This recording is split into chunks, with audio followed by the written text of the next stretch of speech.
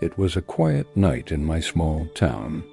I remember sitting alone in my living room, scrolling through my phone, when I noticed something strange. The street outside was empty, yet a shadow flickered across my window. At first, I thought it was just a reflection of the streetlight, but then I saw it again. This time it was unmistakable. A man standing, just staring. I froze. My heart hammered in my chest, but when I blinked, he was gone. I told myself it was nothing, maybe someone walking past, but the uneasy feeling lingered. I closed the curtains and tried to focus on my show, but every creak of the old wooden house made me jump. Half an hour later, I got up to grab a glass of water. The kitchen light flickered as I passed the living room. That's when I saw it again. The silhouette was back, pressed against the window, so still it was almost surreal. I swallowed hard. My phone was in my pocket. I debated calling 911, but the rational part of my mind kept whispering, maybe it's a neighbor, maybe it's nothing. I turned on all the lights in the living room and slowly approached the window. Nothing. My breathing steadied, but the sense of being watched didn't leave. I checked all the doors locked, checked the windows locked. Every possible entrance was secure, and yet the feeling was growing stronger, more sinister. Then I noticed something that made my blood run cold. Fingerprints. Not just any fingerprints fresh, smeared on the inside of the window. How could that be? I live alone. I never leave windows unlocked. The thought hit me like ice water. He had been inside the house. I ran to the bedroom, locked the door, and called my friend. My voice was trembling.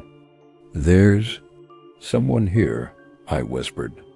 I could hear faint scratching now coming from the living room. Scrape, scrape, scrape. I didn't dare look. I just sat there, clutching the phone, praying someone would answer. The scratching stopped. Silence. My ears strained.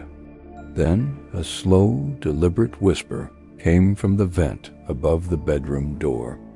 "I see you." The line went dead, and then the whisper came again, louder this time, but now it was inside the room. I froze, heart thundering. The whisper wasn't coming from outside, it was coming from inside the room. My eyes darted around in the dim light, but everything looked normal. Just my bed, my dresser, and the vent above the door. Then I heard it again, slow, deliberate, almost amused. "I've been waiting." Panic surged. I tried the phone dead. Not a single bar. My hands shook as I grabbed the baseball bat I kept under the bed. I didn't know what I was going to do, but I knew I couldn't stay still. The room grew colder, a sharp chill creeping over my skin. The shadow from the vent stretched across the ceiling, long and jagged, as if the darkness itself was alive. I swung the bat instinctively at the vent, and a soft, scraping sound replied, followed by a low, guttural chuckle. I bolted to the closet and locked myself in.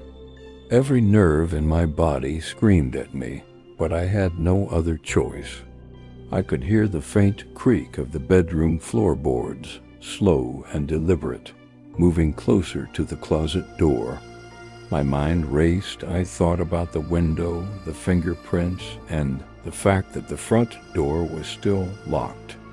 Then I remembered the old attic hatch in the hallway. It was risky, but it might be my only way out. I forced the closet door open, stepped into the hallway, and froze. The house was empty, too quiet, too clean. And then I saw it.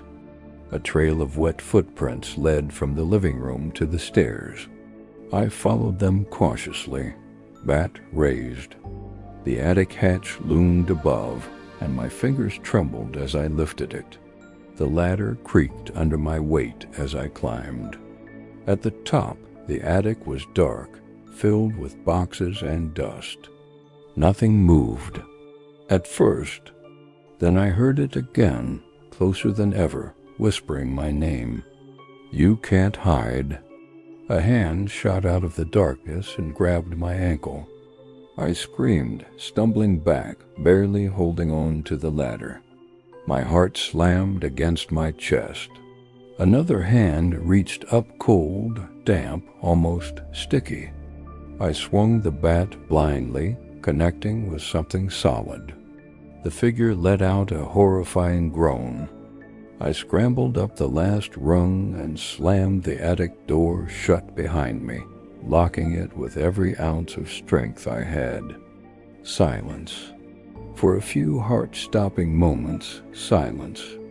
Then I noticed it written in the dust on the attic floor, in letters too large and uneven to be a coincidence. "I'll see you tonight." The realization hit me like ice. Whoever or whatever had been in my house hadn't left. And now I knew. It never really goes away. A few seconds later, the screen goes black. I hear faint footsteps, slow, deliberate, echoing through an empty house. A phone notification sounds. On the screen, a message appears. "I'm still here." I glance toward the window, and for a split second I see a shadow standing in the faint streetlight before it vanishes. Thanks for watching Whisper of Dark.